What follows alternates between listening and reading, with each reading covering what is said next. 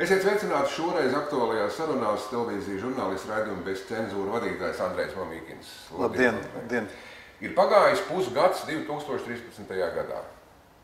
Mēs varam tagad paskatīties uz šo pusgadu, kāds tev viņš liekas politiski. Vēlēšanas ir bijušas, tas bija tas galvenais, varbūt pat šī gada politiskais notikums. Kā tu vērtē Latvijas politikā pirmo pusgadu?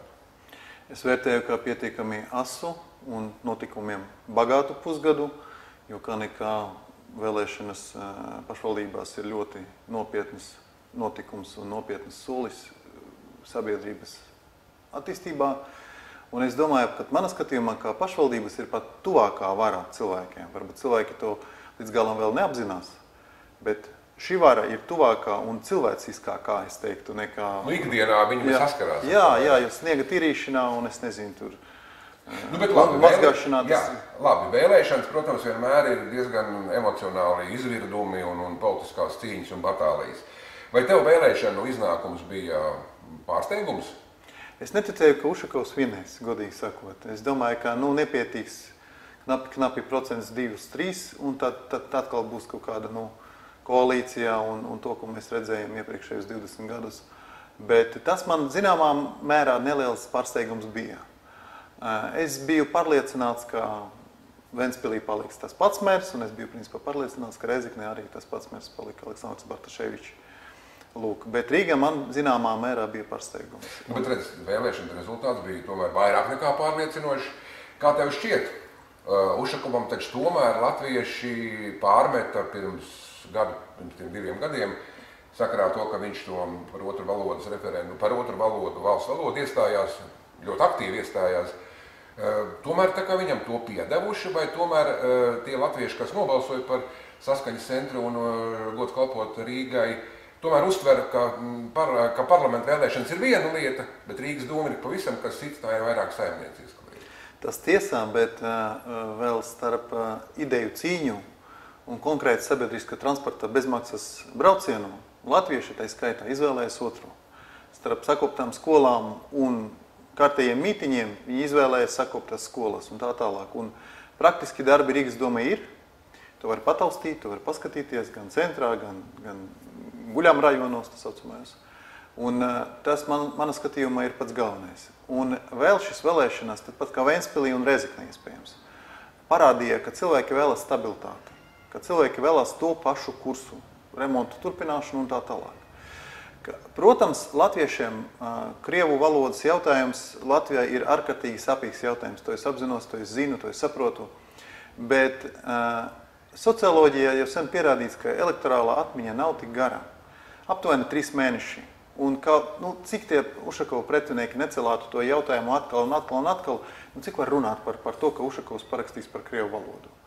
Un vēl jau vairāk, ka viņš vēl tādi pozicionēja sevi pietiekami gudri. Viņš pateica, ka viņš iepriekš jau zināja, ka latviešu vairāk, un tad latviešu valoda paliks kā vienīga valsts valodā. Un ar to man skatījumi, ka vēstījums vēlētājiem bija pietiekami, lai latvieši nobalsotu par Ušakovu. Bet vai mēs varam tagad teikt, ka ņemot vērā tādu pārliecinošu uzvaru Rīgā, Ušakovam, vai tiksim saskaņas centram, ne jau Ušakovam pašam, bet saskaņas centram tad arī ir ļoti labi paredzami rezultāti nākamgad Saeimas vēlēšanās? Es neteiktu. Man subjektīvs ieskats ir tāds, ka Jānim Urbanovičam nav komandā. Ir labi padotie, ir kolēģi, ir kontakts, ir beigās vienā futbolistu komandā, kuri spēlē pret citām komandām. Bet iekšienē nav tas uzvaras gars, nav plec pie pleca. Es nezinu, es saprotu, ka es ar vecām padomu laika klišējiem tagad jums runāju, bet plec pie pleca nav. Un tā ir liela problēma. Un Urbanovičs atkal nevar būt premjera amata kandidāts, man skatījumā. Viņam steidzami jāmeklē kaut kāds cilvēks no ārpuses. Tur viņiem ir iekšā kāds, kas varētu būt? Iespējams, mēs par to nezinām, jo es zinu, ka saskaņas centra idejām, īpaši ekonomikas jomā, simpatizē vairāki cilvēki. Bet viņi publiski nav zināmi, kur tā ir. Bet viņi pagājušo reizi piedāvāja divus, Urbanoviču pašu un Ušakovu. Tur divaini sanāca. Tur sākumā bija Urbanovičs un pēc tam tikai Ušakovs, jo es atceros, ka Urbanovičs atteicās no sarunātām intervijām jau kā premjera amata kandidāts iepriekšējās vēlēšanās. Un skaidrs arī, ka Ušakovs diez vai pamatīs iesaktos darbus Rīgas domē un ies tagad cīnīties par premjera krēslu, jo Šleserā piemērs Ušakovam bija ļoti labi pamacošs. savā laikā. Ja mēs runājam par tām gaidāmajām vēlēšanām, kas pēc gada, protams, ka partijas jau sāk pozicionēties, un es domāju, ka vismaz partiju galvgalos jau štābos domā par tām vēlēšanām. Mēs pašlaik raugamies uz to, kādas tās partijas ir, un it kā izejam un mēģinam modelēt, izejot no tā, pat vēl arī ņemot vērā Reformu partiju, kurai ir diezgan neskaidras nākotnes perspektīvas. Bet var parādīties arī jauni politiskie spēki. Enārs Repši, piemēram, es domāju, ka ir jau pieteicis, viņš jau ir apsolījis un jau sāk jau kaut kāds kustība šajā virzienā. Kā tu raugies uz viņa iespējamo atnākšanu vēlreiz? Es ticu pēdējiem cipariem, ka spriežot pēc esošajiem reitingiem, potenciāli viņš var dabūt līdz 7 vietām parlamentā. Tagad no 100 līdz 7 tagad. Tas ir būtībā pēc procentiem ir bijis nedaudz virs 5%. Plus mīnus atkal jāskatās uz kvorumu, cik vēlētāju atnāks, bet aptuveni, jā. Un man ir interesanti skatīties uz 2 faktoriem. Ušakova un Belakoņa personīgas attiecības, jo Ušakovs vienmēr ar lielu cieņu un tādu un pietāti zināmā mērā būvēja savas attiecības ar Belakoņu, un Repšas jaunā partijā ir Belakoņa interesē arī tai skaitā. Es nezinu, ekonomiskā vai politiskā, vai cilvēks vienkārši, ka Latvijas pilsonis nav vienaldzīgs pret to, kas notiek valstī. Par to varam turpināt runāt, bet šī interese Belakoņam ir. Un es esmu pārliecināts, ka pie esošas kombinācijas un pie visas jau pateiktas Repšas retorikas, ka viņš sadarbosies ar visiem Latvijas patriotiem. Ir ļoti iespējama Repšas un Saskaņas centra koalīcija kaut kāda. Protams, atkarīgs no tā, cik daudz vietu Saskaņas centrs saņems. Tur ir daudz nezināmā. Jā, tur daudz nezināmā, tas tiesa, bet tas ir iespējams. To es redzu. Es nezinu, kā nacionālās partijas un pirmām kārtām pat vienotība, ne Nacionāla apvienība, pat izspēlēs šo kārtu. Tas ir cits jautājums, bet Repša un Saskaņas centrs tas ir iespējams. Tas ir reāli, man skatījumā. Un otrs faktors, paskatieties, kā Ušakovs uzvedās pēc faktiski savas uzvaras Rīgas domē. Viņš nedeva nevienas intervijas Krievu medijiem par tādiem gigantiem kā Izviestie vai Komersanti. Es nezinu. Man nebija izdevība uzdot jautājumu Ušakovam, kāpēc viņš tā rīkojās, bet viņš nedeva tiešām nevienu interviju.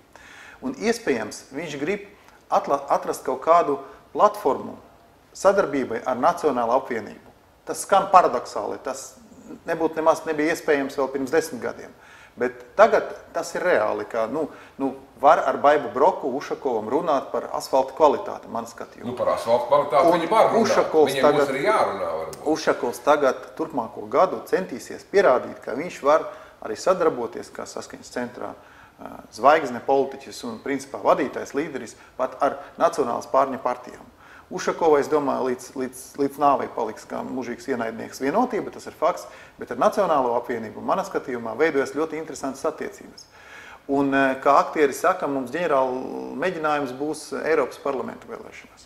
Protams, tā ir varbūt citā dimensija, un cilvēki nesaistā šīs vēlēšanas tās ir ļoti specifiskas vēlēšanas. Bet cik partijas dabūs, cik vietu dabūs katrā partijā no 8 iespējamām Eiropas parlamentā, zināmā mērā tas būs arī rādītājs, cik partijām ir izredzes, cik lielas dabūt saeimas vēlēšanas. Es pieņemu, ka viņi varētu par Nacionālo apvienību un kaut vai arī vienotību. Rīgas doma tomēr, es saku, vairāk vai mazāk ir tie saimnieciskie jautājumi. Par asfaltu viņi varētu vienoties, jo mēs visi pa to asfaltu braucam. Bet tiklīdz kā parādīsies jautājumi, kas ir ārpus Rīgas saimnieciskiem ietvariem, tā tur es neredzu, ka viņi varētu ar Nacionālo apvienību atrast pat kaut kāds kopīgs saskares punktus. Uzreiz valodu atcerēsies un tā tālāk un tā joprojām. Piedodiet, runājot atkal klišejām, ja es būtu nacionālās pārņa, Nacionālās apvienības, piemēram, vēlētājs. Proputiniskais, prokremliskais Ušakovs, pirmais Rīgas domas vēsturē saka atzīmēt 18. novembrī ar svinīgu sēdi, ar lentītēm un tā tālāk. Proputiniskais, prokremliskais Ušakovs saka mācīties krieviem latviešu valodu bezmaksas. Pirmais, kā man kā petaraitējiem, kas nemaksā neko. Principā bija Norvēģijas kursi, tur Šveices un tā tālāk, bet kā valsts vai Latvijas pašvaldība Ušakovs atkal bija pirmais. Ušakovs remontē brīvības pieminekli, latviešu svētdienā. Skeptiķis iebildīs, Krievijas maigā vara šādi arī izpaužās. Par to maigo varu arī daudz runā beidzamajā laikā. Nu, mēs nevaram absolūtā vakumā dzīvot bez Krievijas. Tā ir lielā kaimiņu zemē, tie ir mūsu kaimiņi. Es zinu, es pats filmēju un braucu pa Pleskavas, Novgorodus un citiem apgabaliem, kur latviešu etniskie uzņēmēji pietiekami labi dara savu biznesu, attīstā savu ražošanu, pelna naudu tur un maksā nodokļus šeit pat pie mums Latvijā. Tā ir Latvijas nākotne, par to pat arī ļoti nacionāls politiķis Repše tagad sākā savas publiskās uzstāšanās. Mēs nevaram dzīvot absolūti bez Krievijas. Runājot politiski, mēs jau esam Eiropas Savienībā, esam NATO, ko vēl vajag? Kāda vēl lietu sargu vai aizsardzību vajag izdomāt speciāli Latvijai, lai latviešu, vai Latvijas, pareizāk teiktu tā, establishment pārtrauktu baidīties no Krievijas.